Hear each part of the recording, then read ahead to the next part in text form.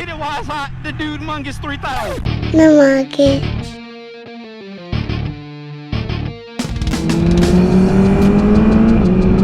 Oh my goodness, this bike is it's so freaking smooth. All right, Dario, what you got, boy? Don't let that 600 get you, boy. I cannot tell you how well this bike handles, man. Holy crap, man. Oh, and it's The market. come on, let's go. All right, we back, guys. Looks Look, I'm like gonna a ask lot y'all, of- please just excuse the G-Rod, man. The G-Rod is dirty. I know it's dirty.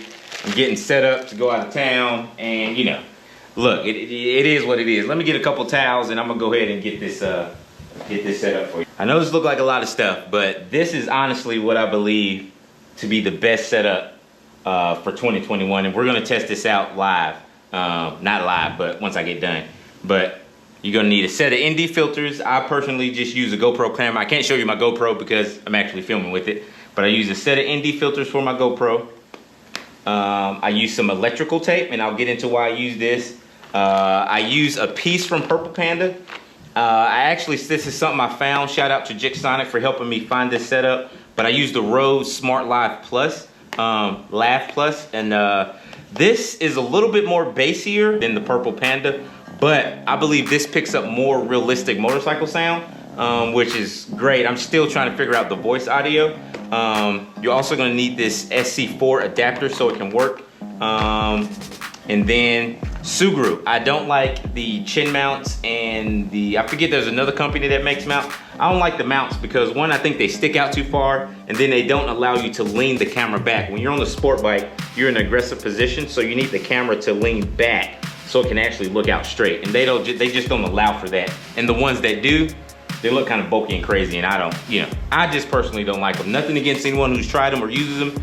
I just personally don't like them. So the first thing we're gonna do is we're gonna mic the helmet up. And I already know the way my GoPro is set up, and I'll try to remember to insert a picture, but the way my GoPro is set up, all of the plugins are on this right side. So I already know when I mic the helmet up, I need the microphone plug to come out on this side. I know that without even thinking about it, but that's just because I've set up so many helmets. So I know I need everything to come out good. So I'm gonna go to mic the helmet up, put the mic on this side, have the output come out on this side over here.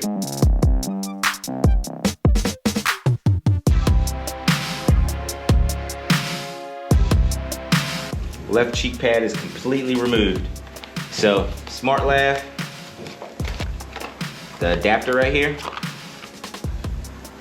You need it needs 2 black lines, because with the 3 black lines, it won't pick up. So you need this adapter to convert it. Now comes in electrical tape. The electrical tape I use to cover this connection, because I noticed with my Purple Panda mic, once you start sweating inside your helmet, sometimes your sweat will get in that connection, and it will corrode that connection, and it gets pretty icky, and then sometimes that causes some of that static and stuff you get. So I just do a thin layer around just to hold it, and also to make sure it's not spinning and rotating around. It's nothing like super intense. It's just enough to keep that connection covered and protect it from sweat. So the connection will look like this when it's done. It just keeps it from moving and keeps sweat from getting in there. It's nothing super high tech, but that's why the electrical tape is there.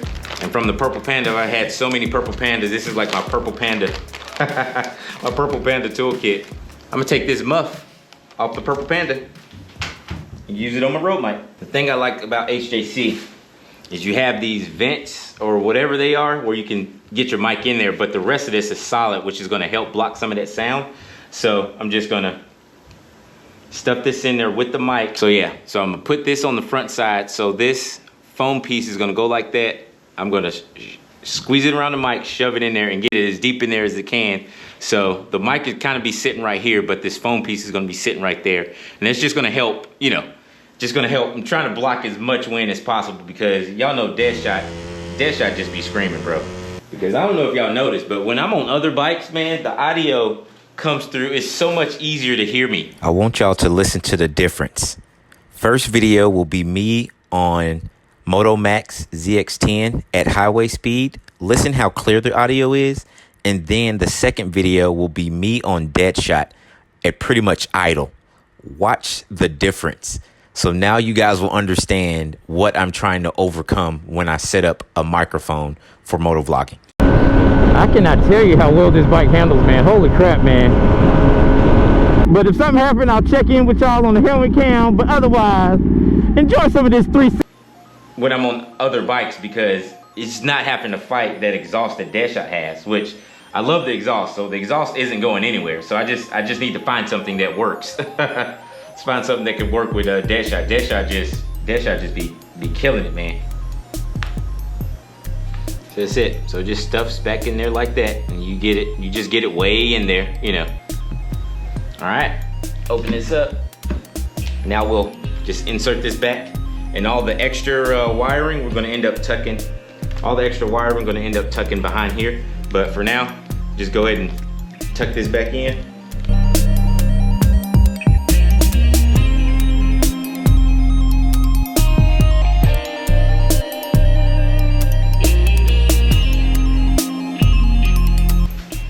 So this is my chin curtain. I'm gonna have to make an adjustment to my chin curtain so I can fit this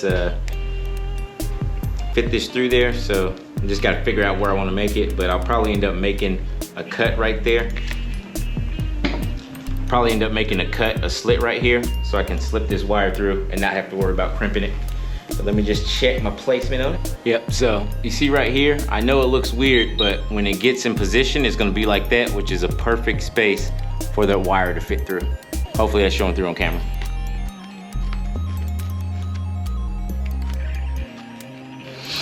Bam. So it'll be like that. So the wire just hangs out like that. I don't like any wires hanging out on the outside, so the wire just hangs like that. Next step is gonna be to add the sugru. Originally I was thinking I was gonna use yellow, but after seeing the helmet, definitely gonna use red. I'm gonna use a curve mount.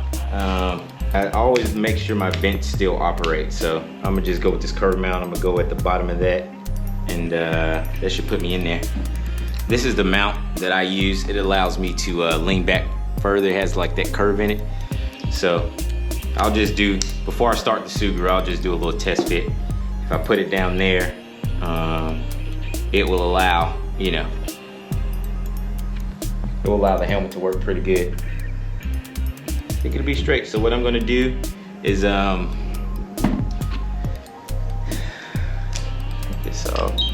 peel this adhesive back off like the entire thing, because I don't use it, because the sugru is gonna take care of that part. So let me just work this off.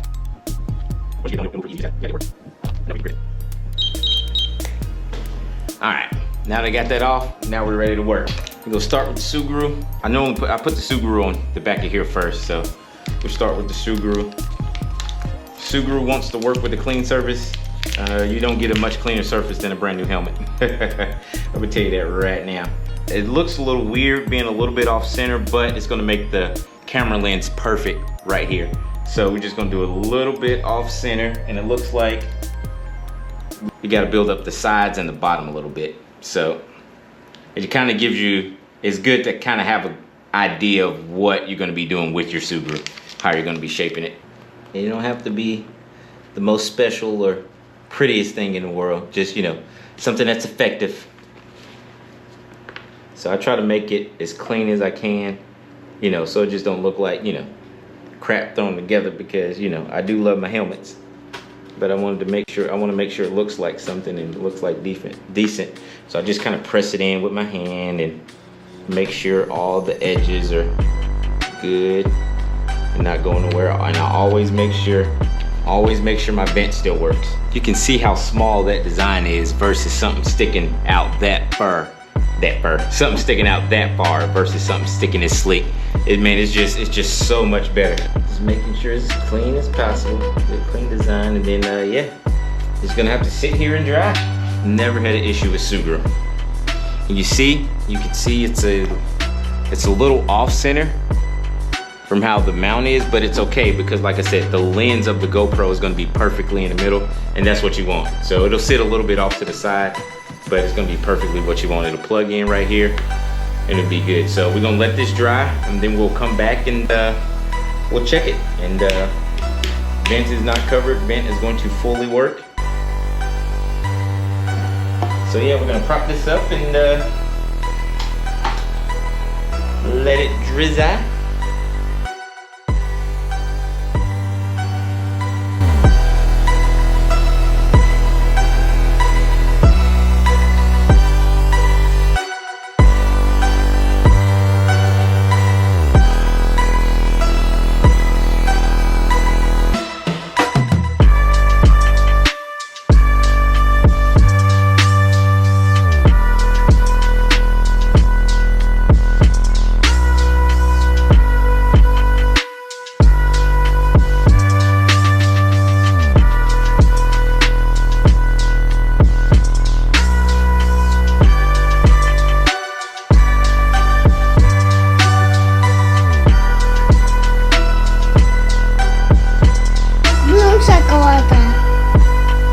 Thank you for watching, dude.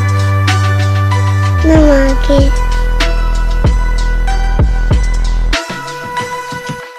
Namaste. Thank you for watching, dudes. Namaste.